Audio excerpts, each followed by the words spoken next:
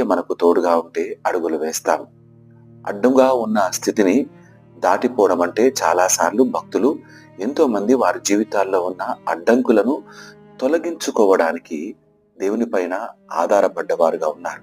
కొన్నిసార్లు అడ్డులు తొలగించుకోవడం కాదు కదా, అడ్డుగా ఉన్నా సరే వారిని దేవుని సన్నిధానానికి రాకుండా చేస్తున్న సమస్యలు ఉన్నా సరే వారు మాత్రము దేవుణ్ణి విడిచిపెట్టకుండా నమ్మకంగా నిలబడి ఉన్నారు. షడ్రక్, మేషక్, అబేద్నెగో వీరు అగ్నిలో వేయబడతారని తెలిసి కూడా వారి ముందున్న సమస్యను దాటిపోవడానికి ఏమాత్రం వారు రాజీ పడలేదు. వారు నిలకడగా దేవునితో నిలబడ్డారు.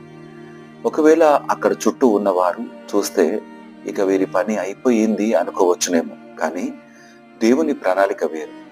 ఇక దాటలేరనుకున్న సమస్యను దాటించగలడు. వారికి ఎప్పుడూ శిఖరంపైకి చేరలేరు,